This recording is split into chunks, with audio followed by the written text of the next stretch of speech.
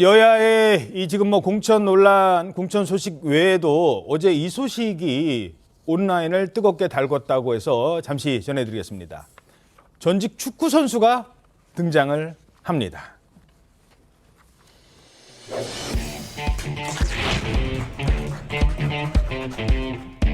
대양은 이 전쟁의 최전선에 있습니다. 경기는 이시간 이후 저와 원희룡 경기는 하나가 아닙니다.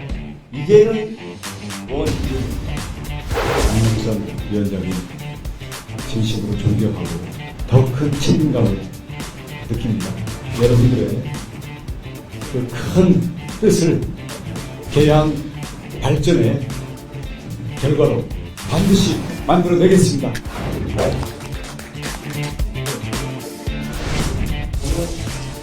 정치를 잘 모릅니다. 어떤 분이 개항의 발전이 무엇가 필요한가. 저는 원희룡 후보님을 지지하고 후원회장을 마무리했고요. 원장관님이 좀 특별한 매력이 있다. 일단 얼굴이 많이 좀 비슷하다는 얘기를 좀 많이 들었고, 그다음에 매력적인 부분은 그냥 저는 약속을 지키는 게 매력인 것 같아요. 화이팅! 자, 이천수 씨가요, 인천 계양을에 후보로 나선 원희룡 전 장관의 후원회장을 맡기로 했다고요? 네, 그렇습니다. 후원회장을 맡아서 매일같이 선거운동을 하겠다. 오. 뭐 그렇게 이제 방침을 밝혔어요. 그래서 아까 그 말씀 본인이 지금 얘기한 대로 계양구민이 행복해야 인천 시민도 행복할 수 있다. 뭐 이런 마음으로 후원회장직을 수락했다고 하는데 두 사람이 이제 언제 어떻게 만났는지 좀 궁금한 부분이잖아요. 예. 2016년도에 당시 원희룡 제주지사가 있을 때 이제 제주여고 축구부가 그때 이제 존폐위기에 있었다고 합니다. 아, 제주여고 축구부가? 네, 그래서 이제 이 제주지사였던 원 후보가 그 유소년 축구를 어떻게 활성화할지 이걸 고민하면서 당시에 이제 그 축구 선수였던 이천수 씨의 도움을 받았고, 예. 그래서 어떻게든 뭐 그 문제를 해결하려는 그런 모습에서 진정성을 느꼈다라는 게 이제 이천수 선수 얘기입니다. 그렇군요. 근데 사실 그 이천수 씨의 후원회장 소식이 관심을 끄는 이유가 또 있었죠. 지난번에는요, 민주당을 지원했기 때문입니다. 저는 개인적으로 지금 송영길 예비후보님한테 저희 가족 은혜를 받고 있던 사람 중에 하나이기 때문에 조금이나마 보탬이 되기 위해서 이 자리에 섰습니다.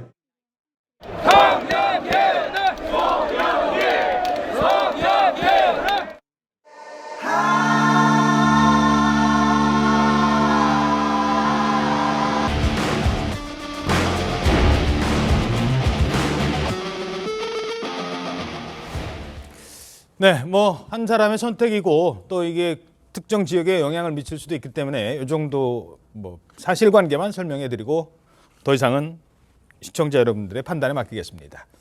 근데 하나 걱정되는 거, 또 뭐 어디 간다고 그 수많은 그 강성 지지자들한테 욕은 먹지 않았으면 하는 생각은 듭니다. 요즘 뭐 정치인들이 아니죠. 스포츠인들, 연예인들 뭐 사진 하나 잘못 찍었다고 막 난리잖아요. 그런 건 없었으면 좋겠다는 생각입니다. 자, 국민의힘에서요, 한동훈 비대위원장이 처음으로 공관위 공천 결정이 내려졌는데 이건 아니죠. 이거 어떻게 이분을 그냥 단수 공천을 줍니까? 재검토를 요청했습니다. 오늘자 서울신문 사면입니다. 한동훈 김연아 공천의 제동, 정치자금 수수 의혹을 고려했다.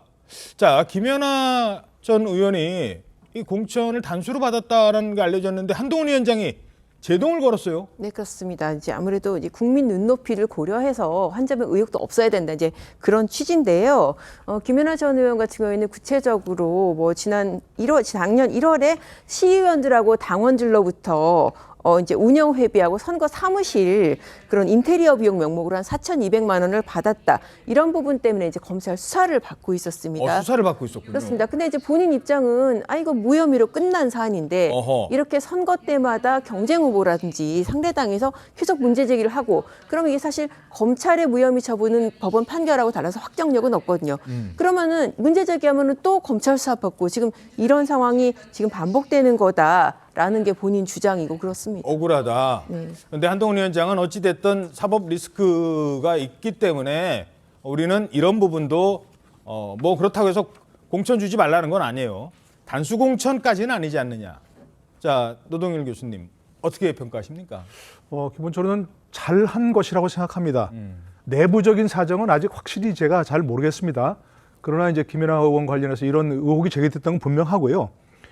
김연아 전 의원 측에서는 아마도 이게 다른 그 지방 의원들과 그 사무실을 공유하다 보니까 사무실 운영비를 함께 분담한 거다. 막 이런 좀 해명을 하고 있는 걸로 알고 있거든요. 근데 이게 최종적으로 당사자들도 그렇고 의혹을 제기한 사람들도 그렇고 깔끔하게 모든 것이 무혐의 처분이 된 건지 잘 알 수 없고요. 예. 지금 말씀하신 대로 뭐 경찰에서 무혐의 처분했다 하더라도 이것이 최종적으로 아무 문제가 없다.